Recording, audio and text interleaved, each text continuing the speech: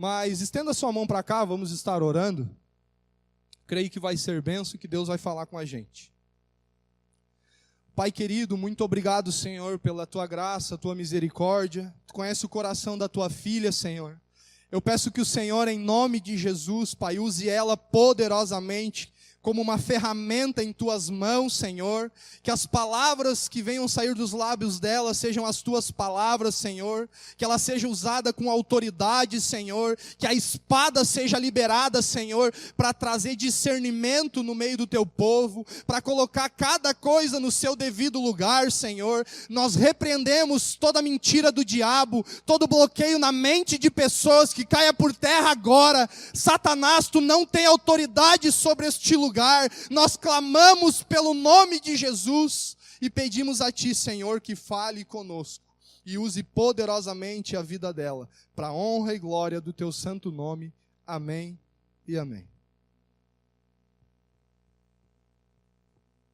Boa noite. Eu posso pedir um pouquinho mais de retorno? Por favor. Eu sou Caroline, com C e com E.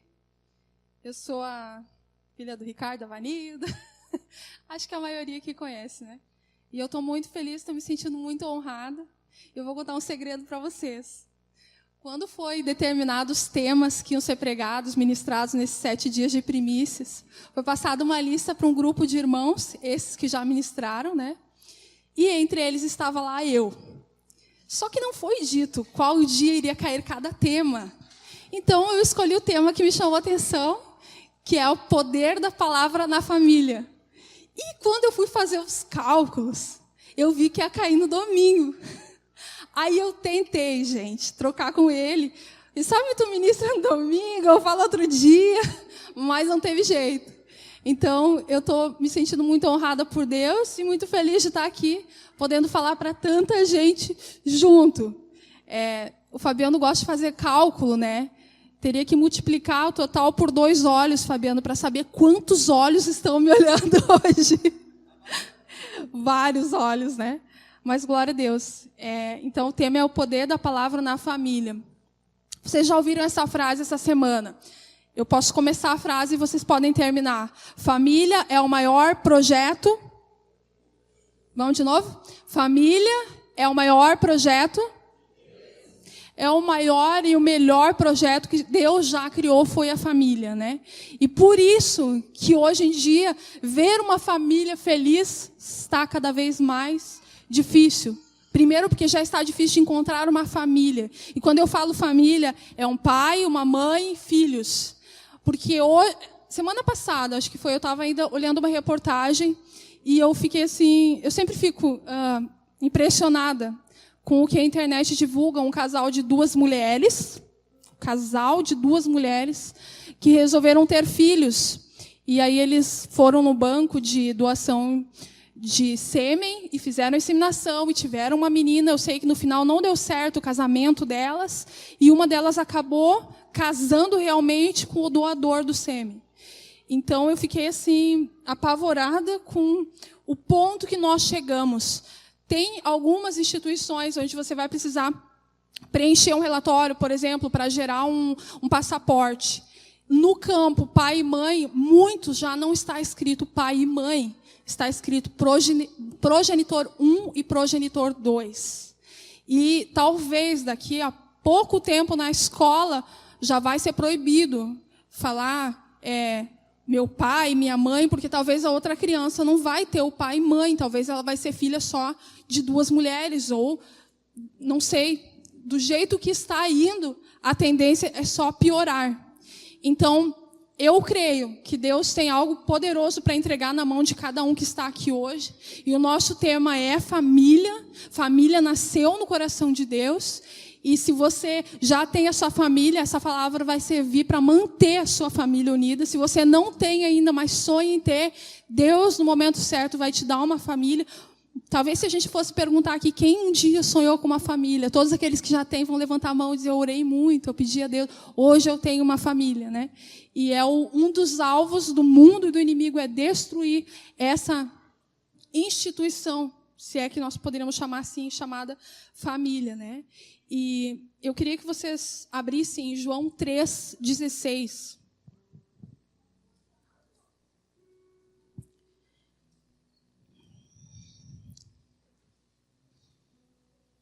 João 3,16. Essa palavra é uma das explicações pelo qual Deus criou uma família, Deus gerou uma família, né? Eu vou ler. Porque Deus amou o mundo de tal maneira que entregou o seu Filho unigênito para que todo aquele que nele crê não pereça, mas tenha a vida eterna. Então, o amor de Deus pelo aquele Filho único que ele tinha era tanto... Alô? O amor de Deus era tanto que ele decidiu entregar aquele filho para ter uma família. Deus tinha um filho único, unigênito significa único. E Deus transformou Jesus em primogênito, que é primeiro. Hoje Jesus não é mais o unigênito, ele é o primogênito dentre muitos irmãos. Por isso, para quem ainda não sabe, essa gíria que existe entre a igreja, o irmão, né? Porque realmente nós somos filhos de um mesmo Pai, que é Deus. Então nós nos tornamos irmãos. E por muitas vezes esse laço de irmandade é mais forte do que o laço de irmão de sangue. Quem já sentiu isso? Às vezes tem alguém da igreja que tu sente um amor por aquela pessoa, uma confiança naquela pessoa, que é muito maior do que o amor que às vezes tu sente, ou que alguém da tua família sinta por ti. Então, esse é o milagre da cruz de Jesus, do poder de Jesus, do poder de Deus derramado sobre nós quando Jesus morreu naquela cruz por nós, para que então nós pudéssemos ser uma família. Como a família começou aí, Deus criou Adão, Deus criou Eva, e hoje nós temos essas três posições, o pai, a mãe e o filho. E se você for parar para pensar, a figura do pai, ela representa quem? Ela representa Deus. Por quê? Porque no pai nós deveríamos encontrar a autoridade principal do lar. Numa família saudável, o pai é a autoridade principal. Segurança, provisão financeira. Eu sei que na atualidade muitas vezes não é assim, mas deveria vir do pai. Há 50 anos atrás, menos até, 30 anos atrás, era muito mais comum ver as mulheres ficando em casa, cuidando dos filhos, enquanto os maridos iam trabalhar, iam trazer a provisão. Não estou dizendo que é errado a mulher trabalhar fora, até porque eu trabalho e ajudo com o sustento do nosso lar. E eu sei que muitas mães que têm filhos também ajudam, não é errado isso. O mundo mudou, tudo ficou diferente, mas a provisão ainda é responsabilidade do homem, do marido, né? O marido é que dá o direcionamento, o pai que dá esse direcionamento para os filhos. E a gente nota também que os filhos que não tiveram pais presentes em casa têm uma grande dificuldade de sentir a presença de Deus, porque o pai figura Deus.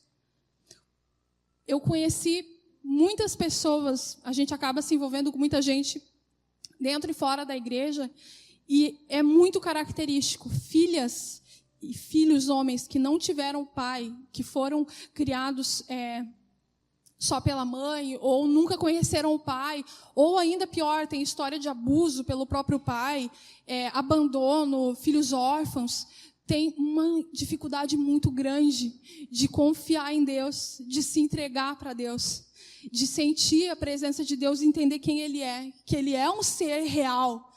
Deus, Ele não é alguém que simplesmente nós lemos, Ele é real. Quem já conheceu Ele não pode negar a existência dEle. Nós cantamos para nos ensinar, para nos curar, o caminho que devo seguir. Abra o meu coração.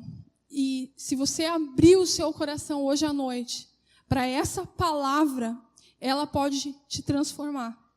Ela transformou a minha vida, ela transformou a vida da minha família, dos meus pais, dos meus avós, e ela pode transformar a vida de qualquer um que estiver com o coração aberto. Mas precisa estar com o coração aberto, porque senão vai ser só mais um sermão, só mais uma leitura. Jô Soares já leu a Bíblia mais do que a maioria aqui, eu não sei nem quantas vezes, mas muitas vezes, e ele ainda não conhece Jesus. Por quê? Porque precisa abrir o coração. Ela não é mágica por si só, mas quem abre o coração pode experimentar coisas sobrenaturais da parte de Deus. Tenho uma tia que ela foi muito... Eu estou falando esse testemunho porque ela me autorizou, mas ela foi muito judiada pelo meu avô, ele não conhecia Jesus, e ela teve uma história de vida muito triste. E um dia, eu não sei se ela fez alguma arte, o que aconteceu, mas o meu avô ficou tão furioso com ela, e ela ficou com tanto medo. Vocês já devem ter ouvido, né? A pessoa, quando fica com muito medo, às vezes criança, se urina. E ela, além de fazer isso, ela defecou, de apavorada que ela ficou, porque ele batia muito, ele era muito radical. E quando ele viu que ela tinha feito cocô nas calças, ele fez ela comer as próprias fezes. Aí você consegue imaginar como uma pessoa que teve uma criação assim poderia entender quem é Deus, se o pai é a figura de Deus? Passou os anos e ela foi no encontro com Deus, o Peniel. E ela me contou assim, muito feliz, que Deus falou algo para ela lá, que ela era uma pedra valorosa, que Deus olhava para ela e enxergava valor nela, e alguém entregou uma pedrinha valiosa para ela, como um símbolo de como Deus enxergava ela. E naquele dia, ela foi curada, e ela entendeu o valor que ela tinha e tem em Deus. Só que essas coisas só podem acontecer com quem abre o coração. E a partir dali, a visão dela em relação a Deus mudou. Pessoas curadas nem choram para falar isso, porque elas são curadas, elas são livres, aquilo não dói mais. Tinha uma outra menina que eu conheci também há um tempo atrás, e ela tinha uma história de vida muito triste. O pai dela molestava sexualmente. Quando ela dormia, ele ia até o quarto, descobria, olhava, passava a mão no corpo dela, e por muitas vezes ela disse que fingia estar dormindo, por não ter coragem de abrir e de falar, sai daqui, não faz isso comigo, isso está errado. Ela tinha 6 anos quando começou, então às vezes não tinha nem consciência, uma criança com 6 anos não tem noção do que é aquilo. E ela falou que depois do tempo, os irmãos, 2 irmãos mais velhos, começaram a abusar sexualmente dela, até os 18 anos de idade. E ela falou assim para mim, mas eu estou curada. E ela sorria. Eu estou muito bem, Carol. Jesus me curou e eu amo esse Jesus. E hoje eu posso ajudar muita gente. Ela falava aquilo, sabe, com um sorriso nos lábios, que eu ouvi aquilo e fiquei chocada, assim, sabe, porque é só Deus para fazer isso. Para fazer esse toque dentro do coração, é só Deus. E é esse toque que Deus quer fazer na tua vida hoje. Não importa a tua história, não importa pelo que tu passou, mas essa palavra, ela é viva.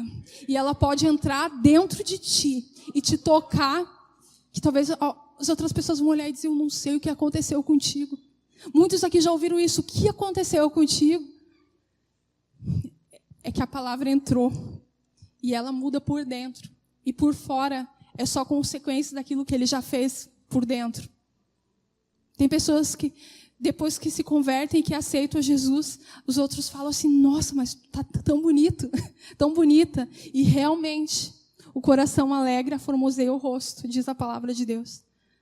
Então, se você não tem se achado tão bonito, tão bonita, ou talvez tenha uma história pior do que essa, eu posso te dizer que tem jeito para a tua vida, que tem uma solução, que tem um Deus que te ama. Mas não adianta eu te falar isso, você precisa ouvir dele. Porque no dia que você ouvir dele, o amor que ele tem por ti, não tem como ser igual, não tem como voltar atrás, não tem como negociar nada. Porque esse é o maior bem que nós podemos ter nessa terra, é conhecer esse Jesus maravilhoso. Amém? O Espírito Santo, nós falamos sobre Pai, né? O Espírito Santo, quem representa o Espírito Santo dentro do lar? Poderíamos dizer que é a mãe. O Espírito Santo, a palavra de Deus diz que ele é o Consolador. Quantas vezes eu já vi criança se machucar E ela sai chorando e olha para a mãe. E pode atacar quem for no meio do caminho. Elas não param, elas vão até a mãe. Aí a mãe abaixa e diz, onde tu machucou? Ai, mãe, foi no joelho. Aí a mãe vai lá, dá um beijinho no joelho e eles vão embora correndo. E saiu a dor. Por quê? Porque a mãe tem esse poder de consolar. E o Espírito Santo, ele é assim.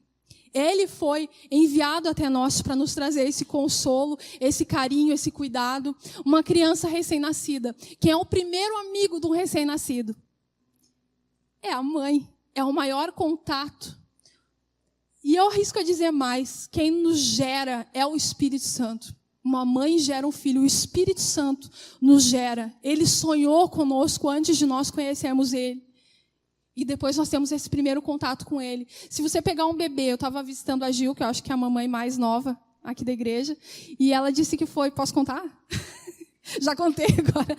Mas ela disse que foi na primeira semana levar o Estevão para pesar, e a médica assustou ela. E falou assim, essa criança não engordou? Se ela não engordar na próxima semana, nós vamos ter que dar um suplemento, alguma coisa, né? E aí eu fiquei pensando nisso, né? Quando nós tornamos o Espírito Santo a nossa fonte de alimento, nós precisamos ser transformados. Poderia dizer engordar, mas ninguém gosta de engordar, todo mundo quer emagrecer, né? Mas precisa, porque conforme o tempo for passando, a gente vai vendo uma transformação na vida do Estevão. Ele vai aumentando, ele vai crescendo, ele vai esticando e vai ganhando peso. Então, assim é. O Espírito Santo, ele é aquele que nos nutre, que nos consola, que nos conforta, que nos anima. Quando a gente fica triste, ele vem com todo o amor dele e mostra quem nós somos. E também tem o outro ponto da mãe, né? Se a mãe, por exemplo, ela tiver dificuldade de dizer não para o filho, provavelmente o filho vai crescer e vai ter dificuldade de ouvir não de Deus, do Espírito Santo, porque nunca ouviu não em casa, nunca cresceu com limites, então não vai entender os limites. E ele põe limites saudáveis para cada um de nós. Até aqui você pode ir, daqui para lá é perigoso. Então, o Espírito Santo e a mãe representa ele. E Jesus, que é o maior exemplo que já existiu, né? Que é o nosso irmão mais velho, que é filho de Deus, que é o resultado do Espírito Santo com Deus, é Jesus. Então, nós podemos pegar ele como exemplo e crer que tudo que ele fez, nós podemos fazer em obras ainda maiores, que a palavra também fala sobre isso, né? Eu queria que você abrisse em Hebreus 4:12. Hebreus 4:12. Quem não consegue abrir rápido, pode anotar e depois abre. Você começa a entender, pai e mãe, o poder que você tem na sua mão de determinar como o seu filho vai enxergar Deus. É uma responsabilidade muito grande. Eu já oro pelos meus filhos. Desde o início do nosso casamento, a gente começou orando pelos nossos filhos, né? Porque a gente sabe que é um desafio muito grande. Hebreus 4:12, eu vou ler. Porque a palavra de Deus é viva e eficaz e mais cortante do que qualquer espada de 2 gumes e penetra até a divisão de alma e do espírito, das juntas e medulas, e é apta para discernir os pensamentos e intenções do coração. Amém? Viva e eficaz. São as primeiras palavras que me saltaram aos olhos logo que eu li. O que significa isso? Que ela produz resultados. A leitura da palavra de Deus precisa produzir resultados. Ela é uma fonte de poder.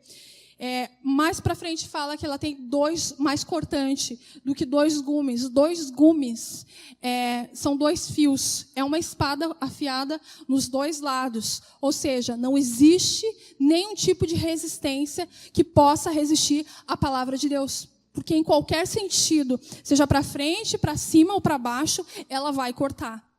Então, pense nessa palavra, no seu coração. Se ele está aberto, ela pode entrar e tocar, penetrar em qualquer área do seu ser, porque não existe resistência a ela. Não existe resistência ao coração humano. Diz que ela corta até o ponto de junção da alma com o espírito. E há uma diferença entre a alma e o espírito. Quero falar rapidamente sobre isso. Não precisa abrir. Romanos 7,19 fala: pois não faço o bem que quero, mas justamente o mal que não quero fazer, este é o que faço. quando nós estamos numa crise de alma, nós lutamos assim, o que eu quero fazer eu não faço, o que eu preciso fazer eu não consigo fazer. Por exemplo, eu admiro muito quem faz academia. Eu acho que é muito legal, muito saudável, ou academia ou caminhada. Quem faz caminhada, eu acho assim, é a minha meta. Porque eu me esforço muito, porque eu luto muito. A minha alma não quer que eu faça exercício físico. Ela quer que eu assista alguma coisa na televisão ou que eu faça qualquer outra coisa, que eu durma, mas ela não quer que eu faça exercício físico. É a minha alma que me joga dentro de um buraco quando eu fico para baixo, quando eu fico triste, quando eu fico com depressão. É a minha alma que faz eu ficar estagnada, que eu não consigo ir para frente, que eu até quero fazer algo, mas eu não consigo porque a minha alma está me dominando. Fala também assim, em Romanos 8:5, porque as pessoas que vivem de acordo com a natureza humana têm a sua mente controlada por essa mesma natureza, mas as que vivem de acordo com o Espírito de Deus têm a sua mente controlada pelo Espírito. Bem, então se existe alma e se existe espírito, eu posso ser controlada ou pela minha alma ou pelo meu espírito. Carol, o que é espírito? Espírito é uma parte morta dentro de nós até que Jesus nos toque e entre dentro de nós e ressuscite esse espírito, traga vida para dentro de nós. E em João 4:24 também fala que Deus é espírito e importa que ele seja adorado em espírito e em verdade. Porque ele é espírito. Então essa parte só passa a ter vida dentro de nós quando Jesus habita dentro de nós. Amém? Então, a alma seria, para resumir, os nossos sentimentos, as nossas emoções. E o espírito, a parte que nos liga a Deus. Só existe uma forma de nos unirmos a Ele, através do espírito. Amém? Por isso que muitas pessoas que não conhecem Jesus, que não tiveram essa palavra sendo penetrada dentro do coração, acham muitas vezes que o seu estilo de vida é loucura, se você tem vivido o estilo de vida dentro da palavra. Por isso que talvez, quando você decide congregar numa igreja, e todos os domingos, seja frio ou quente, estar nos cultos, ir numa célula, ler a palavra, fazer um jejum, quem não entende diz, você é louco, porque você está fazendo isso, está virando fanático, tem que ir agora na igreja sempre. Bah, mas tu parou de beber, por quê? A tua igreja proíbe? Não, irmãos, a igreja não proíbe o uso de bebidas alcoólicas, mas a palavra fala que nem tudo convém. Nem tudo que parece ser bom será bom. Amém? Esse é um outro ponto que eu vou deixar para alguém falar outro dia sobre este assunto. E correndo, né? Falou sobre então a alma e o espírito. Essa palavra penetra para dividir a alma e o espírito. Juntas e medulas. Juntas é a parte exterior, grossa e dura de um osso. E medula, a parte mole, macia, viva e interior do osso. Ou seja, a palavra de Deus, pense em sentido figurado, ela pode tocar aquilo que é externo e aquilo que é interno. Por muitas vezes o que é externo não tem vida, mas o que é interno tem vida. Então é dentro de você que essa palavra precisa chegar para que traga vida sobre a sua vida. Amém? 1 Coríntios 2, 14 e 15. Esse eu queria que você abrisse também.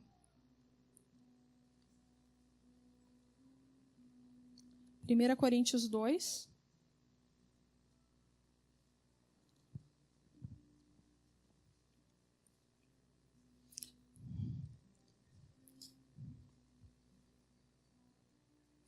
Agora nós vamos falar novamente sobre pessoas que têm o Espírito de Deus e quem talvez não tenha o Espírito de Deus. E eu queria que você saísse daqui sem dúvidas hoje. Eu tenho ou não tenho o Espírito de Deus? A boa notícia é, para aqueles que têm, que Deus sempre tem a entregar algo mais. E para aqueles que talvez vão chegar à conclusão no final dessa noite que não tem, que você pode ter, porque Ele é de graça. Ele é um presente gratuito de Deus.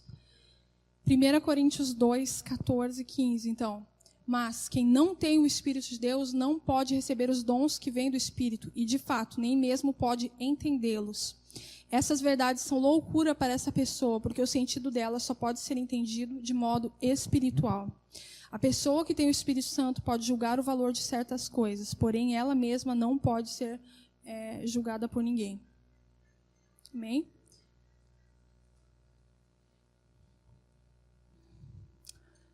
Em Oséias fala que ele fez a ferida e a ligará, que Deus faz a ferida. Imagine um coração e imagine uma espada. Essa espada, quem vai empunhar contra você, seu coração, não são pessoas, mas é o próprio Deus. Às vezes, de repente, você já passou por isso, de sair de um culto e dizer, só quero ir embora pensar em tudo que eu ouvi. Ou sair de um discipulado, né? E pensa assim, eu não pensava que eu era assim. Ou talvez, como muitas vezes já aconteceu comigo, você pegar essa palavra e sentir que dela saiu o poder, porque você lê ela e você não consegue conter as lágrimas de vergonha por causa de algum pecado, de constrangimento por ver o tanto que Deus te ama, ou talvez porque você vai ler ela e vai perceber que o jeito que você está andando não condiz com aquilo que você fala e dá a entender que é. E essa palavra ela é capaz de fazer isso. Então Deus usa essa palavra, a espada do Espírito, e Ele faz essa ferida. E depois Ele cura essa ferida também. Ele se preocupa tanto em fazer quanto em curar. Leandro Vieira sempre fala, né, que primeiro nós pregamos a palavra e depois ela nos prega, e é verdade. Ela é tão ampla e tão poderosa que ela atinge primeiro aquele que lê, aquele que estuda, e depois, quando eu estou aqui falando, ele está atingindo você também. E ela cai para cada um de forma personalizada. Porque no final de um culto, talvez se nós pegarmos 5 pessoas, cada uma vai falar assim, Deus falou isso comigo. Deus falou que eu preciso amar mais a Ele. O outro vai dizer assim, não, Deus falou para mim que eu preciso ler mais a palavra. Deus falou para mim que eu preciso pedir perdão para fulano de tal, que eu ofendi. Cada um vai falar algo, por quê? Porque o Espírito Santo, ele se encarrega de trazer essa palavra viva e eficaz, penetrante e personalizar individualmente a cada um, porque ele sabe a necessidade de cada um. Ele já sabia antes de você sair de casa qual era a sua necessidade. Então ele vai te entregar exatamente aquilo que você precisa. Amém? A palavra também fala que a espada do Espírito. Bem, primeiro espada, quando nós falamos em espada, nós pensamos em guerra, né? Não tem como não pensar numa guerra. E ela realmente é uma arma para ser usada numa guerra. E nós vivemos numa guerra. Não estamos em guerra no nosso país. Mas nunca a família foi tão alvo de setas de destruição. É um bombardeio de informações totalmente contrárias àquilo que nós pregamos, àquilo que nós ensinamos, àquilo que nós estudamos na palavra de Deus. Então existe uma guerra sobre o que é certo, o que é errado, o que é pecado, o que não é pecado. É até meio manjado falar, mas separações de casais, se você pegar, fazer aqui uma pesquisa, talvez 60%, 70% vão dizer que os pais já se separaram, e talvez 80% vai falar que já teve um relacionamento frustrado, já está talvez no segundo casamento. Enfim, isso é manjado falar, mas as destruições que a família vem sofrendo ao longo dos anos e tem ficado cada vez pior. E eu volto, a falar que nós precisamos lutar. Pais, mães, vocês precisam lutar pela família. Filhos, vocês precisam lutar pelos seus pais também. Em Salmo 127 fala que os filhos, eles são como flechas na mão do arqueiro.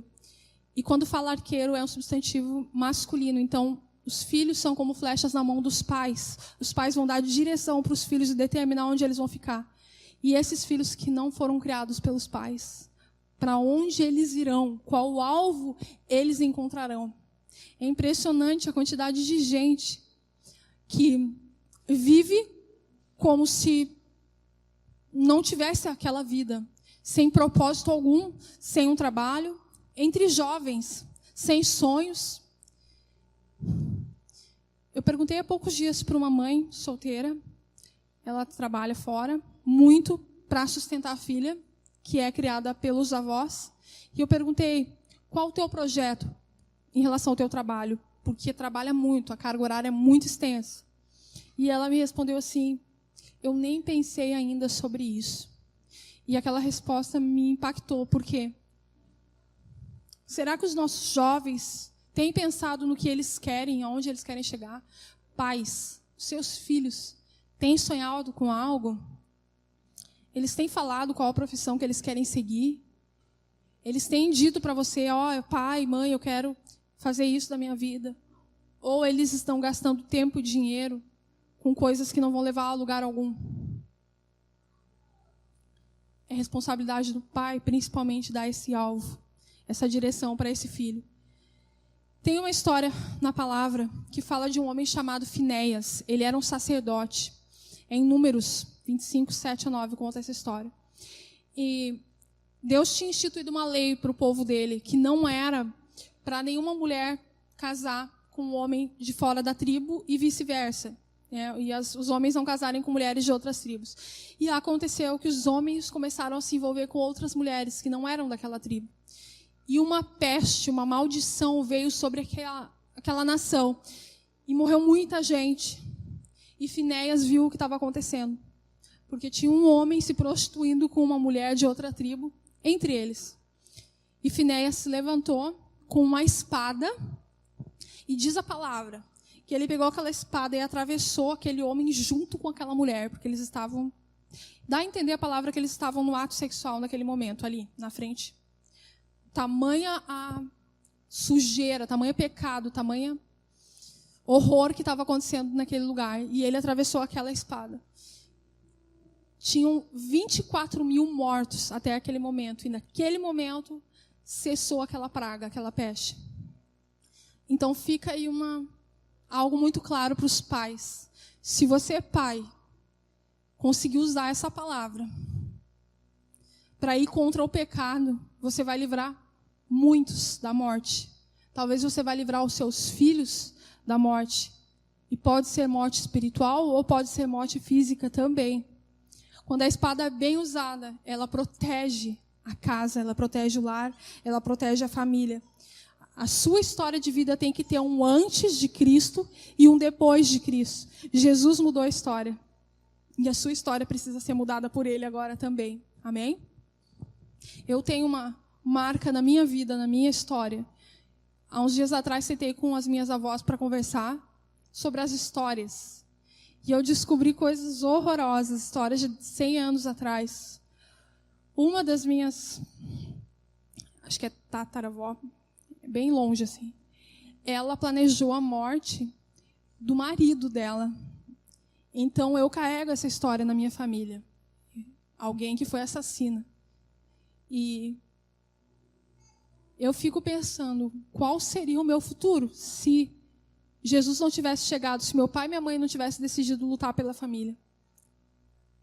Graças a Deus, eu nasci no lar cristão.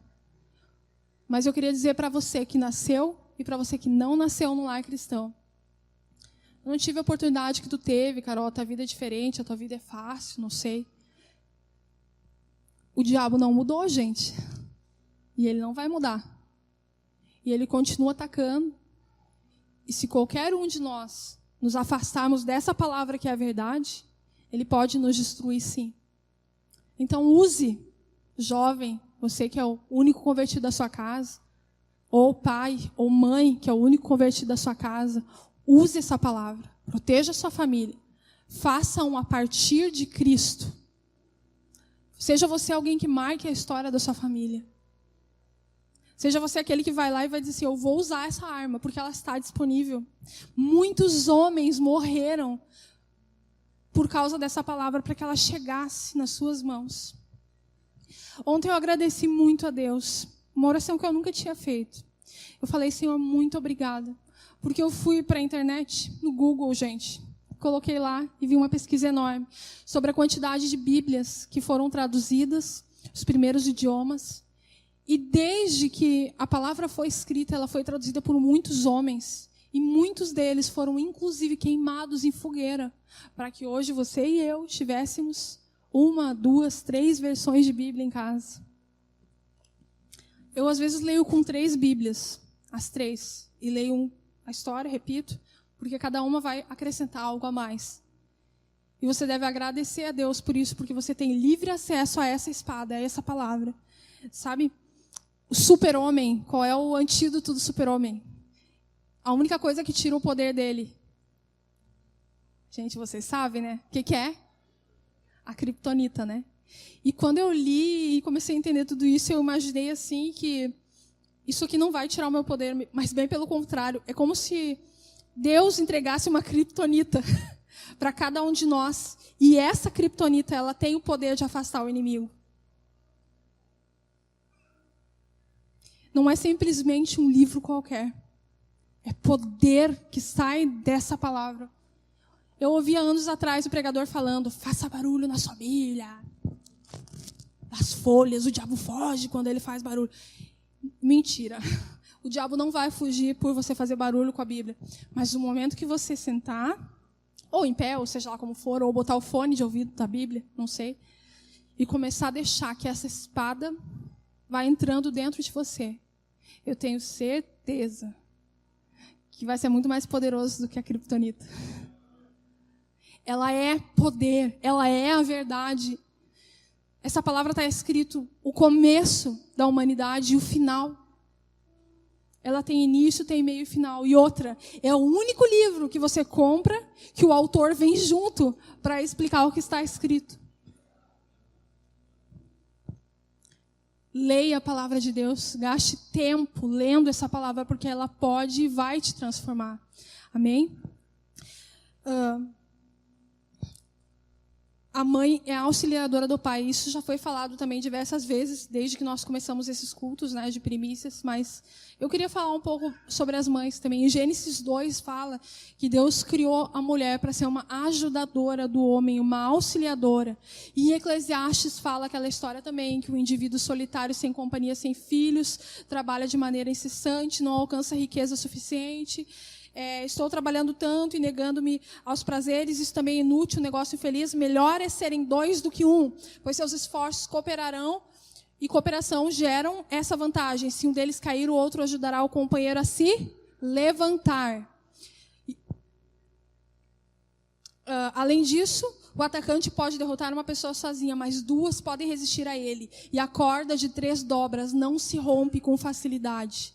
O atacante é o inimigo, ele vai vir mais cedo ou mais tarde, ele sempre virá. Então, pai e mãe, um ajuda o outro.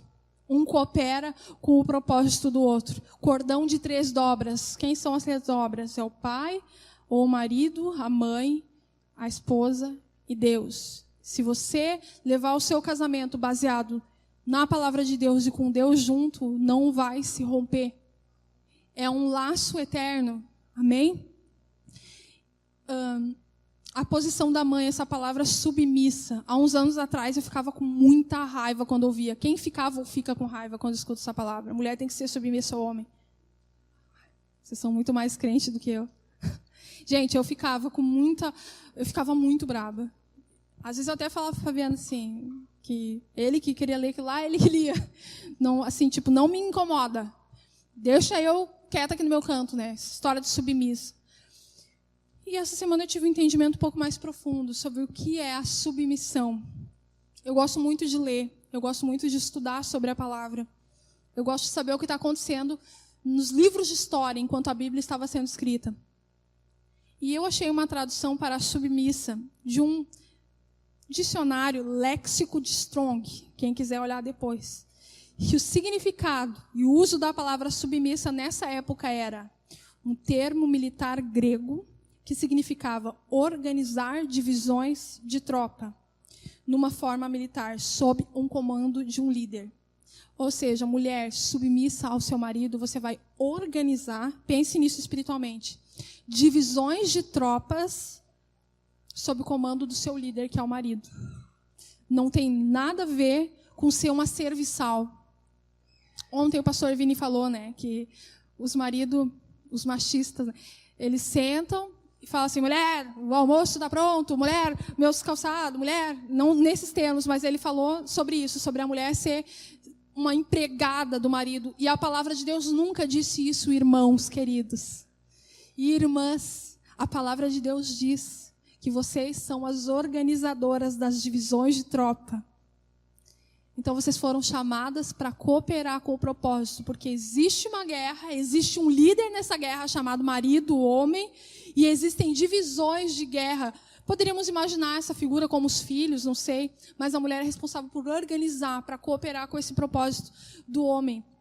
Pensando numa outra analogia, imagina um piloto de um avião, e esse piloto ele poderia ter uma copilota ou uma comissária. A esposa não é a comissária, porque a comissária ela serve lanche, ela ajuda, ela serve.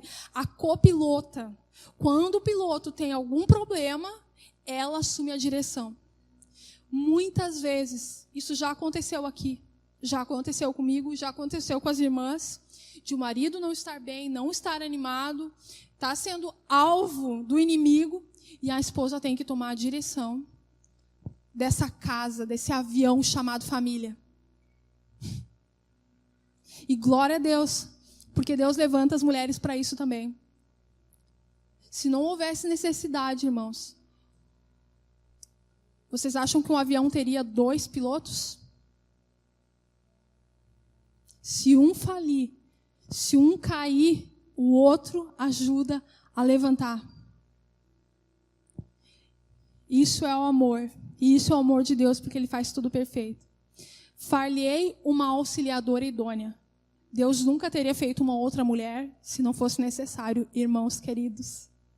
É necessário ouvir a esposa. Muitas vezes ela vai estar certa. Vai estar errada também, mas muitas vezes ela vai estar certa. Escute. Não seja machista, não seja orgulhoso. Qual o problema de errar a direção do avião? Qual o problema de voltar atrás e alinhar com o propósito de Deus? Às vezes a esposa está vendo mais. Amém? Mas, irmãs, não esqueçam. O espaço do piloto é dele. Você só vai auxiliar na hora que ele estiver com dificuldades.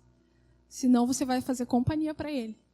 Vai conversar com ele, vai ajudar ele na missão que Deus deu para ele. A palavra de Deus, quando ela é lida e ela é estudada, ela traz justiça, ela nos mostra o que é correto, o que não é, ela nos consola. Você pode ver que num momento mais triste, que sempre é em velórios, né? Quando alguém morre, a palavra de Deus é lida. E ela traz conforto, ela traz consolo, ela traz cura, ela traz paz. A palavra de Deus nos mostra a nossa identidade celestial. Fomos gerados por Ele, criados por Ele, primazia dEle, criaturas dEle. Ela traz justificação dos nossos pecados, nos limpa, ela é capaz de fazer isso. Nos previne do pecado quando ela é estudada. Errais por não conhecer as Escrituras. Então, se você conhecer a Escritura, você tem menos chance de errar. Isso está lá em Mateus 22, 29. Traz alegria quando é lida. Conduz as nossas orações. Em Tiago 4, 2, 3 fala assim: vocês querem muitas coisas, mas como não podem tê-las, estão prontos até para matar a fim de consegui-las. Vocês as desejam ardentemente, mas como não conseguem possuí-las, brigam e lutam. Não conseguem o que querem porque não pedem a Deus. E quando pedem, não recebem, pois seus motivos são maus. Vocês pedem as coisas a fim de usá-los para os seus próprios interesses e prazeres. Então, quando eu conheço a palavra, eu oro de acordo com ela. Por exemplo, vamos imaginar uma família que se reuniu no Natal e estava tudo maravilhoso, aquela ceia estava bom, de repente alguém falou algo que feriu o outro e aqueles 2 irmãos discutiram e brigaram. Só que um é cristão. Aí esse cristão vem na igreja e fala assim: Senhor, me mostra mesmo se eu estava errado e se eu tenho que pedir perdão. Eu tenho que pedir perdão, Senhor. Só que os 2 brigaram, discutiram, trocaram palavras de ódio um contra o outro. Se esse cristão ler a Bíblia, ele vai perceber que ele precisa ir pedir perdão. E que muitas vezes, mesmo que ele não tenha nem errado, ele pode ir até aquela pessoa para trazer a paz entre eles, para pedir perdão por um mal-entendido, talvez o outro interpretou diferente. Quem aqui já feriu? Eu já feri alguém sem perceber e tive que pedir perdão depois. porque eu vi que a pessoa ficou ofendida e eu não sabia o que era. Eu fui, meu irmão, me perdoa se eu te ofendi, não foi a minha intenção. Porque até sem querer a gente fere, a gente machuca, às vezes com uma palavra. A pessoa tem uma história, você não sabe, você acaba ferindo ela. Então, por que não me pedir perdão? E quem conhece as Escrituras vai orar de acordo com as Escrituras. Tudo que você precisa saber sobre a sua vida está na palavra, está nas Escrituras. Leia ela para saber qual direção tomar no seu trabalho, para saber qual direção tomar na sua casa, quanto aos seus estudos. O que você precisar na sua vida está escrito aqui. Ela é completa, porque ela foi inspirada por quem nos criou. E Ele sabe exatamente tudo aquilo que nós precisamos. Amém? Eu me lembro que, quando eu era criança, a mãe muitas vezes deitava ou sentava para contar histórias. E a gente adorava aquelas histórias bíblicas. As mais famosas, né? Davi e Golias, Ananias e Safira, essa história. Eu nunca vou esquecer, porque essa história minha mãe contava para ensinar sobre a mentira. O que a mentira pode provocar? A morte. E ela contava essa história, e a gente sempre queria ouvir de novo aquela mesma história. Pais, coloquem essa palavra dentro dos seus filhos, e eles nunca vão esquecer. Em Provérbios fala isso: ensina a criança no caminho que deve andar, e ainda quando for grande, jamais se desviará dela. Então, pais, gastem tempo com seus filhos. Não se preocupem tanto em fazer grandes festas de aniversário. Talvez troquem a festa de aniversário por um bolo simples e um bom livro com histórias infantis. Uma coletânea, algum material para eles pintarem. Um DVD que fale sobre histórias bíblicas. Ajude seu filho a gastar tempo com isso. Dê esse tipo de presente para as crianças que você convive. Coisas que possam agregar algo na eternidade daquela pessoa, daquela criança. Gaste com isso. Procure dar presentes que levem uma mensagem. Os presentes mais caros que você puder dar para o seu filho, ele vai cuidar assim como ele vai cuidar, talvez, do presente mais barato. Porque as crianças não põem valor. Na verdade, somos nós que agregamos valor àquilo que muitas vezes não tem valor. Não desmerecendo os presentes, não é isso. Mas dê valor a algo que tem valor e ensine a criança a valorizar isso também. Ela vai levar para a eternidade. Não se preocupe tanto, pai e mãe, em dar um futuro maravilhoso para o seu filho, em pagar uma faculdade, em dar um curso. Quando chegou na época de eu entrar para a faculdade, era eu, a minha irmã mais velha e o meu irmão mais novo, que é tudo bem pertinho, 1 ano e pouco de diferença, 2 anos. E o meu pai falou assim, nunca vou esquecer, ele disse assim: meus filhos, eu não vou conseguir, porque é 3, eu não vou dar conta. Mas o que o pai puder, o pai vai ajudar.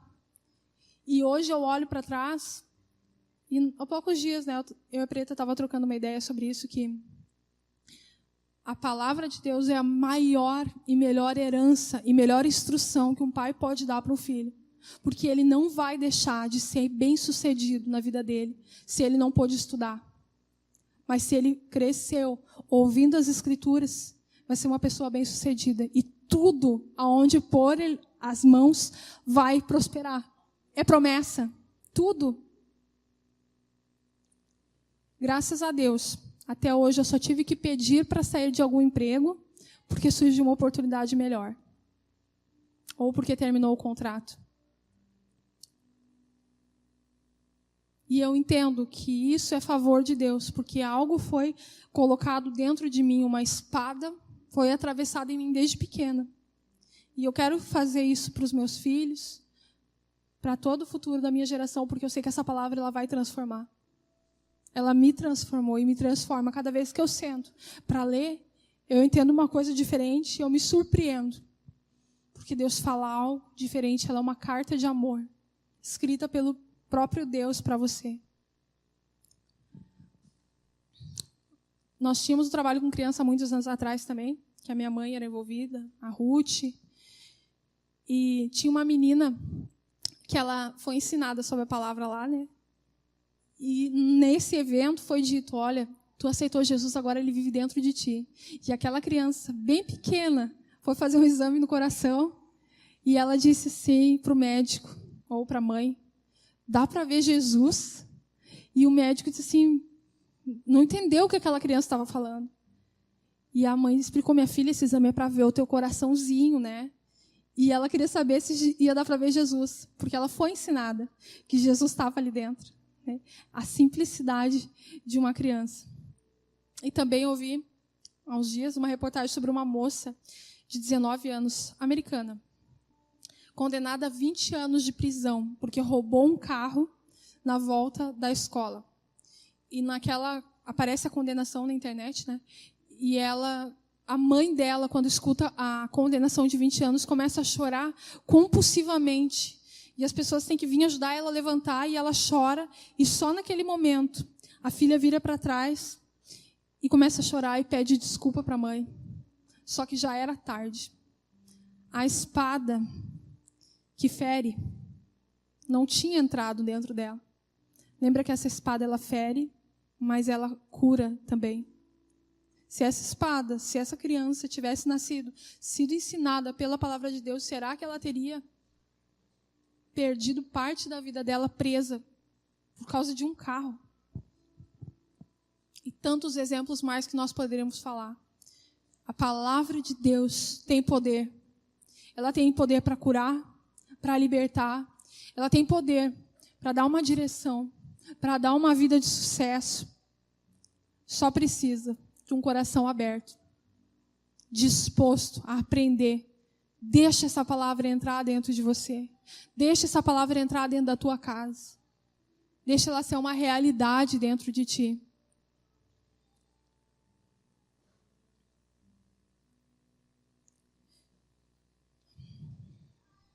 Os pais, tem uma história também, me chamou muita atenção, que eu não posso deixar de compartilhar. Tinha um filho, isso eu li no livro, que ele foi pescar com o pai, né? E faltava 2 horas para abrir a temporada de pesca. E ele tocou aquele anzol e ficou esperando o peixe vir, né? E, de repente, a noite começou a cair e dava o brilho na água da luz, o reflexo da luz da lua. E, de repente, ele sentiu que aquela vara puxou. E aquele menino ficou muito feliz, porque viu que era um peixe enorme. E ele começou a puxar. E começou a sair aquele peixe, aquela luta, até que ele conseguiu tirar o peixe. Quando ele viu aquele peixe, o pai dele olhou para ele e falou assim, meu filho, falta 2 horas para a temporada de pesca abrir. E aquele filho pensou, mas não tem mais ninguém aqui olhando para nós, é só eu e tu, pai. Eu nunca mais na minha vida vou conseguir pescar um peixe desse tamanho. E olhou para aquele pai pensando, será que tem algum jeito da gente negociar, eu ficar com peixe? E aquele pai ficou firme na posição que ele tinha dado para o filho. Ele devolveu o peixe para a água. E, de fato, nunca mais na vida dele ele pescou um peixe daquele tamanho. 2 horas depois abriu a temporada de pesca, estava liberado. Mas em todo o resto da vida daquele filho, ele lembrou daquele peixe grande que o pai falou, meu filho, falta 2 horas. Não é certo. Qual tipo de ensino, pais, vocês estão deixando para os seus filhos? Qual tipo de comprometimento com o que é certo e com o que é errado você tem deixado? Ou você tem menosprezado alguma parte da palavra? Porque ela é nítida e clara. Seja o seu sim, sim, o seu não, não. O que passar disso vem do maligno. Qual parte em casa você tem negligenciado? Ou talvez você nem está usando de maneira correta essa palavra. Talvez você não tem como hábito a leitura da Bíblia. Junto com a família, com os filhos, tem esse tempo. Separe um tempo para orar com seus filhos, para ter um culto familiar, talvez, estudar. Aplique todos os dias uma dose deste poder dentro da sua casa. E creia que ele vai fazer um efeito poderoso. A paz, a alegria, nada disso está relacionado a dinheiro. Ah, mas eu tenho uma vida muito corrida. O maior bem, a maior herança que você pode deixar para os seus filhos é a palavra de Deus. Eu lembro quando nós éramos crianças também, que sempre tinha os natais, os finais de ano com a família, e era muito triste, porque quase sempre, quando se reunia, alguém saía triste, alguém saía ofendido, alguém saía brigado com alguém, e ficavam lá 6 meses, 1 ano, sem falar com o outro, porque tinham brigado. Tinha bebida, tinha muita coisa. E esse ano nós fomos comemorar o Natal lá no CTDV, no Centro de Recuperação. E foi tão bonito, assim, tão lindo que Deus fez lá naquela noite. A família da Danúbia também foi lá, o Flávio. E nós podemos ver, assim, o amor de Deus presente naquele lugar. E a realidade de ambiente para nós diferente. Não tem como lembrar do que nós vivemos um dia e do que nós vivemos hoje. Se hoje a tua realidade de vida não está como tu gostaria, busca essa palavra, que ela possa transformar a tua vida. Amém? A minha avó está com 78. 70. Tua mãe. 80 ela fez?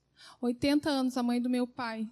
E ela se converteu faz uns 2 anos, eu acho. E esses dias ela falou para mim assim, que ela lia a palavra por mais ou menos uns 60 anos, mas não entendia. Eu disse, vó, e agora? O que houve? Porque ela estava dando testemunho sobre o batismo, né? Que ela se batizou nas águas com 80 anos. E ela disse assim, minha filha, eu comecei a ler e eu entendi. Eu entendi que eu precisava me batizar. E se batizou nas águas. Falou para minha tia que queria aquilo. Está participando de uma célula. A célula toda foi comemorar com ela no aniversário dela em novembro. E todo mundo elogiou ela, disse que ela era a mãe de todos, assim. E ela, assim, sabe as palavras de cor. Só que agora, além de saber, ela permitiu que essa espada entrasse. Eu queria te convidar para ficar em pé.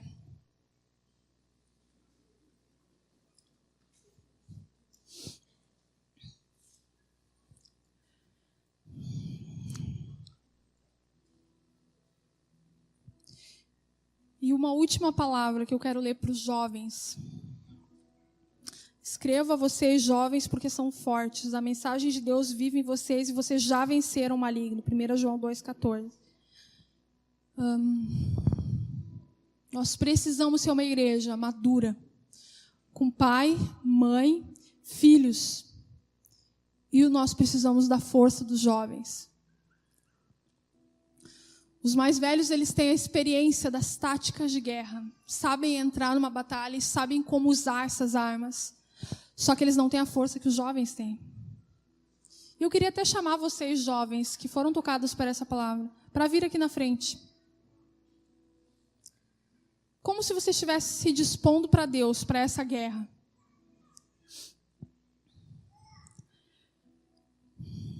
O termo infantaria vem de táticas de guerra. Quem já foi para o exército vai saber melhor do que eu isso, mas são fileiras de soldados na frente, da trás até a frente. E atrás ficam os mais velhos, os experientes, e os da frente são os jovens. Desculpa, os jovens são atrás e na frente os experientes. Por quê? Porque numa batalha, primeiro os experientes vão e usam as suas táticas para derrotar o inimigo. Se o inimigo perder, ganhar e derrotar os experientes, eles ainda terão que enfrentar a força que os jovens têm. E conforme o tempo vai passando, os jovens vão adquirindo experiência e vão indo para as fileiras da frente. Porque eles vão ficando mais velhos e experientes. Eles vão ter não tanta força, mas eles vão ter as táticas.